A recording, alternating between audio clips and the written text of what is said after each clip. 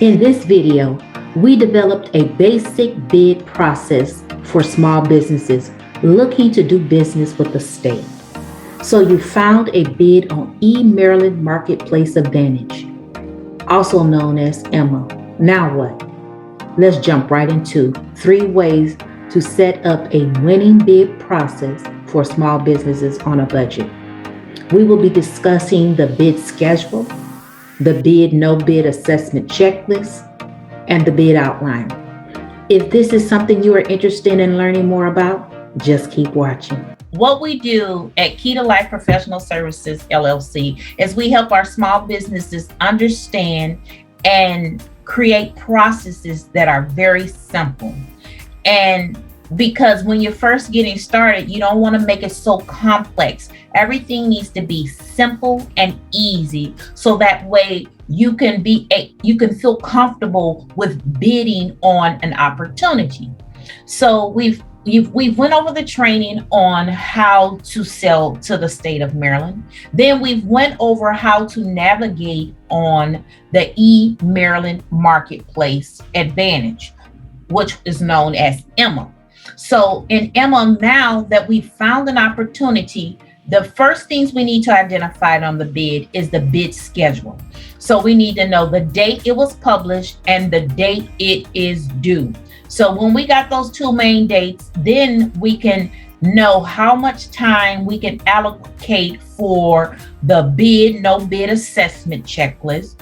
Then we need to go in, and also we need to look at, if we decide that we're going to bid on this requirement, then we need to go and start gathering all the documents. So it's several documents we're going to need to gather. We're going to need to gather the executive summary, the past performance, and it's a few other things we're going to need. But that's how we're going to get started right now. We just only need to be able to gather the executive summary, what your business do and how you're going to help the organization, and to the past performance, because they're going to want to know who have you helped with this requirement, how many years have you helped them with this requirement, and so forth and so on.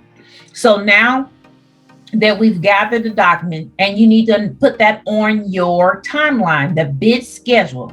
How long is it going to take you to gather those documents? I recommend that you have a folder where you've already did the research. You've already have all this stuff in a folder. You're going to have your executive summary template, and you're going to have your past performance template. That way, all you're doing is customizing it for each bid that you're bidding on. Say that you do landscaping and janitorial services. So you have your landscaping past performance on one, and your janitorial services past performance on another document. So that way, today, say the requirement today we're doing is a janitorial. So then you're going to go get your janitorial past performance clients, because you want relevant clients that you have did that service that you're bidding on. Now, if you don't have enough service past performance, then you can utilize that, but you want to put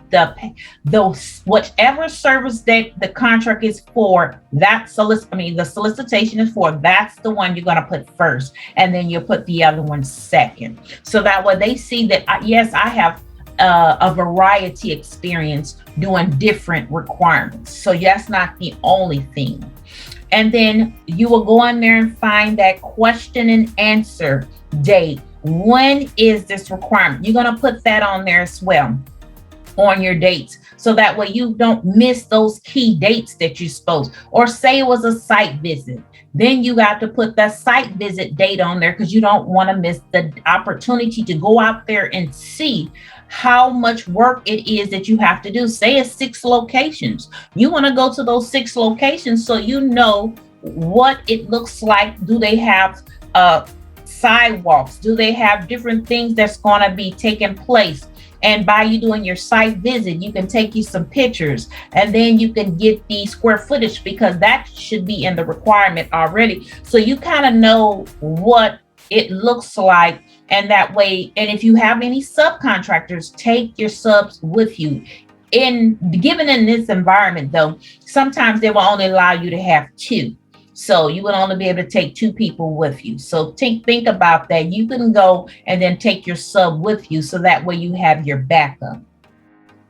And then the last thing for that is you have to do your date for the review. So if you're going to have it outsourced or if you're going to do it internally, it's up to you, but you still have to put in there that date that you're going to do the final review before you submit it. And I recommend that you don't wait till the date of to submit it. I recommend you send it a day before or 2 days before if you can, because sometimes the portals go down. Say you have to submit it in their portal. How about the portals down? How about you having technical difficulties? So you got to look at about all those things. And that's why I always recommend you send a day prior and then you verify that it's been received. So that way it's not late. Because if the requirement is late, you've already failed at this and you're not going to win this contract, because they're going to give it to the persons who are submitting their work on time. So be timely. So that's why I always tell them to submit it before, so that way you don't run the risk, all that work, all that time and resources you utilize to bid on this contract, and then to lose it all by submitting it late. That is not good. So now that we've talked about the dates, always go in there and find, you shred that bid and find every single date and put it on the bid schedule. Next, we're going to talk about the bid, no bid assessment checklist. You're going to create a bid, no bid assessment checklist. This lets you know, should we pursue this solicitation? For example, let me give you a couple questions. Has the pre-bid conference passed? Now, some pre-bid conferences are mandatory, some are not mandatory. When you go to those pre-bid conference, what they're giving you is important information about the contract. That's a time for you to ask questions. They're going to put out a lot of information. Everybody's already there, so you can kind of see who the competitors are. Okay, who is this company, organization that's bidding? So that way you know who else is bidding on this contract. Then you can take that information, go look them up and see if they've won other contracts. That means they got past performance. Do you have past performance? So you got to look at all that. That is a perfect opportunity to see or gauge your competition. Now, say that the competitor was supposed to be at the conference and they were a no-show. Well, guess what? Guess who's got the competitive advantage now? You do, because you showed up, you signed in on the sign-in roster. They will be noted as a no-show. And that doesn't look good with the contracting office, that you've already started off by not for being a no-show, because they document that on the roster, because you told them that you were coming and then you didn't show up. So they document that on the roster. Next, another good question is, you want to ask, has the questions due date passed? So now these are the questions that you're going to put on your bid, no bid assessment checklist. So therefore you know what questions to ask every time, because you got to, then you check it off, yes or no. Another good question you got to ask is there a subcontracting goal? Now, do we have to be certified? Do we have to get a subcontractor? That is going to tell you that in there, if you have to do, it could be 10%, 20%, has to be subbed to, you just don't know. That's why you have to read the solicitation to find out more about the opportunity. Then another one is, do we know and can we influence the key decision makers? So that means there was a sources sought, a request for information that came out prior to the solicitation, asking for small businesses who could bid on this requirement. And when you read the requirement, it looked like it was more focused on a agency. So that means someone had already pretty much already put their information in the hat saying, yes, we can do this. So this is how we think it should be done. So they kind of tailored that bid for that organization. So that means they already pretty much know who they want to work with. Now, that's not always the case, but that can be the case.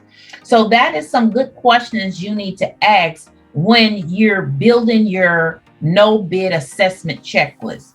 Another one is this opportunity aligned with our business strategy? What we're looking to grow at? Is this what we do? Or are we just trying to put another contract in our bucket?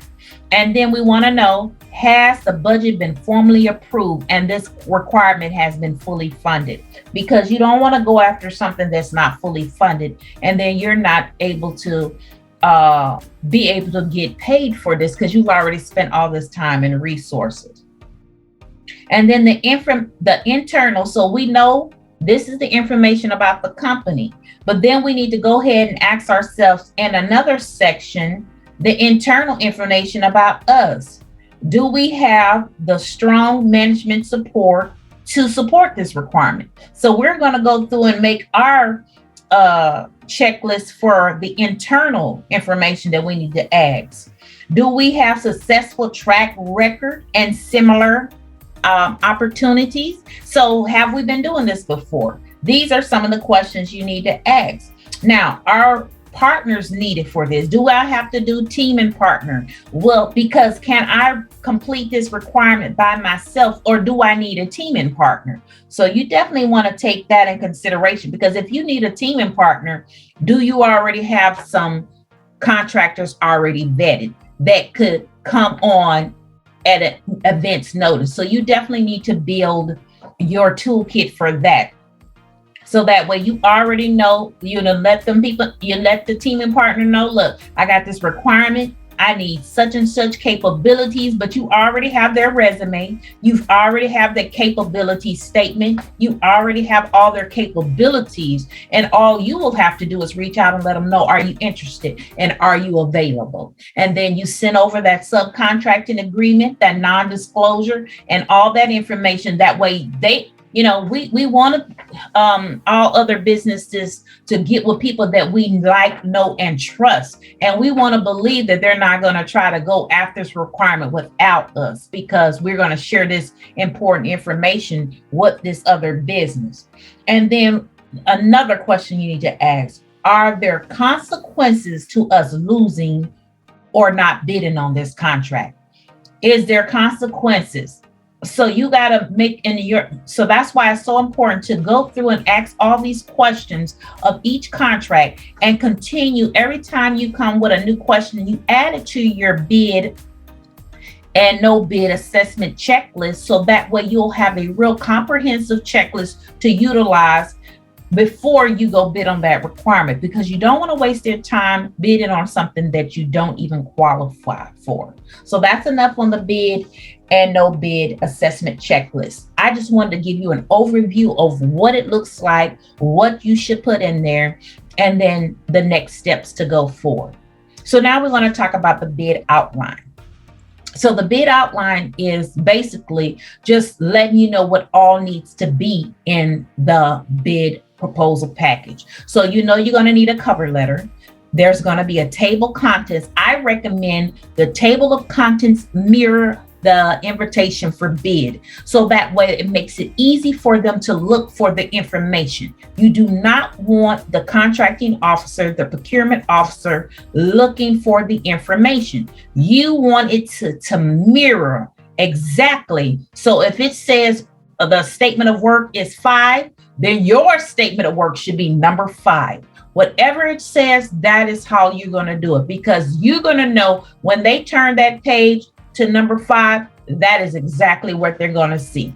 So, and then you should have a cover letter, the technical proposal, the technical bid, the technical, how are we going to do everything, if applicable, the past performance, because they're going to ask for it. If they are asking for the past performance, the price, then the solicitation documents, and your reps and certs. If it's SAM, then you have to have your reps and certs. So some of the state requirements ask for it, some of them do, but I recommend you put your certifications in there too, so that way they see that, yes, if I'm a SBE or SRB or the BSOB, whatever certification that you are, it's in there.